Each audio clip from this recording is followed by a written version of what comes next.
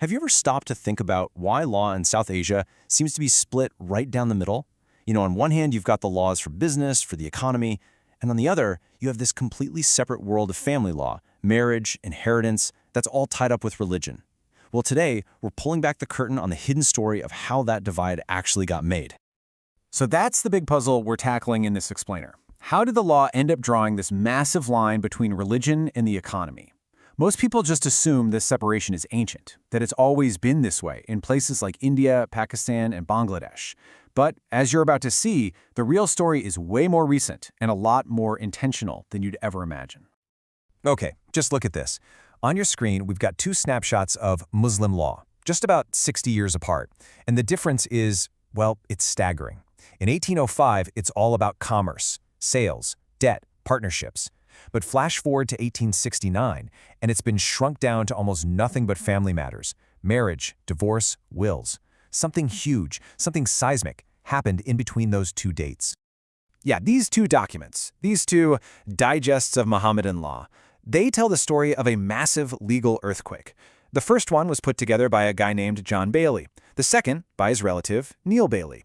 And the incredible shift between their work shows us how colonial rule didn't just change a few laws, it completely remade the very idea of what law is in South Asia. So let's look at that first digest from 1805. This thing was vast. It was meant to be a guide to all temporal matters, which is just a fancy way of saying everything in the real world. It wasn't just about prayer and ritual. This was a practical guide to the laws that governed the entire economy, from business partnerships right down to how you handle debt. But then you jump to 1869, and Neil Bailey's version tells a totally different story. He says right up front that he's only covering the stuff usually applied by British courts. In just a couple of generations, all that commercial law, all that economic stuff, poof, it's gone. The British had basically walled off Muslim law, confining it almost entirely to the home. So this is the core puzzle, right? How on earth did the scope of Muslim law shrink so dramatically, so fast? And maybe more importantly, what does this hidden history tell us about the legal systems and even the political debates about religion and secularism that are still shaping South Asia today? To really get to the bottom of this, we have to start by busting a huge myth, and that's the idea that this system of separate personal laws is some ancient tradition that the British just found and decided to keep. It's a really common belief, and you can see why. It makes it seem like this separation between public economic life and private religious life is just a natural, organic part of this subcontinent's history. But the actual historical record, it tells a completely different story. And the evidence is right here. Before this big shift, the legal world was much more mixed. Islamic legal ideas were often used to sort out business disputes for everyone, not just Muslims. And get this, Neil Bailey, the same guy who wrote that super restrictive 1869 digest, had actually argued just a few years earlier that Muslim sales law was so common it was basically the law of the land for everybody.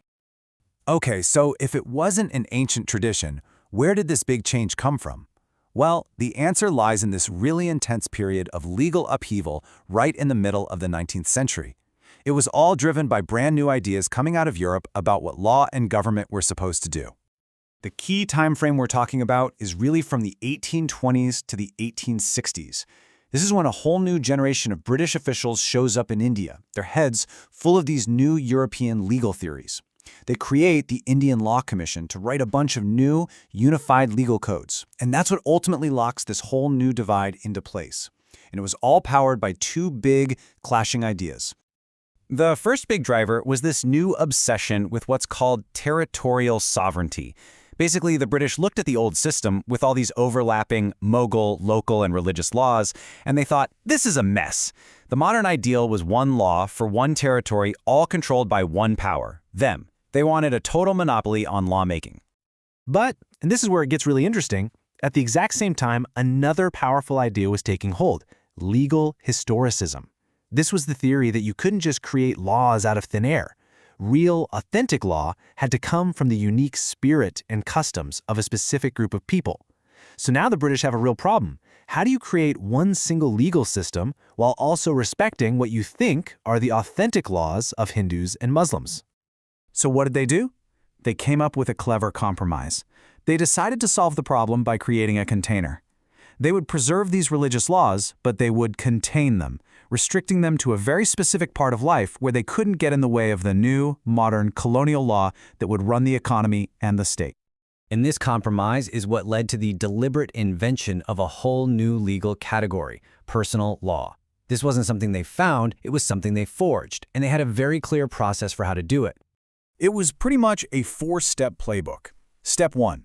Yank religious law out of the criminal justice system. Step 2. Get it out of the world of business and contracts and replace it with new British-style codes. Step 3. Shrink its scope way down, limiting it just to family and ritual. And finally, Step 4. Decree that these laws only apply to people who belong to that specific religion. And just like that, the law was both saved and sidelined. And if you're looking for the smoking gun, this is it. A direct quote from the Indian Law Commission in 1864, spelling it all out in black and white. This wasn't some slow, gradual process. This was a policy decision. This is the moment personal law, as we know it today, was officially born. And this whole process had two massive consequences. First, it domesticated religious law, tying it almost exclusively to the private world of the family. And second, it communalized it by connecting law directly to a person's religious identity, not the land they lived on. This completely rewired the relationship between law, faith, and who you are. Okay, so that was a whirlwind tour of 19th century legal history. But why does any of it really matter to us now? Well, because this framework, the one that was built by colonial administrators, didn't just disappear after independence. It became the bedrock of modern law in South Asia. That's right. This very split, this idea of a secular, public, economic space over here, and a private, religious, family space over there, it's a direct inheritance from that colonial project.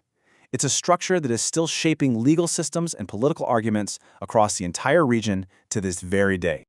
I mean, just think about the biggest, most heated debates happening in South Asia right now. The constant push and pull between secularism and religion. Fierce arguments over minority rights. The crucial struggles for women's equality within religious legal systems. Even the basic idea that your faith and your economic life should be separate. The DNA of all these modern conflicts can be traced right back to this colonial invention. So, I'll leave you with this final thought. When we realize that this sharp, clear line we see between the secular world and the religious world, between the market and the family, isn't some timeless, ancient truth, but is actually a political creation from less than 200 years ago, how does that change the way we look at all these debates today? Knowing the history doesn't magically solve anything, but it sure forces us to ask much, much better questions.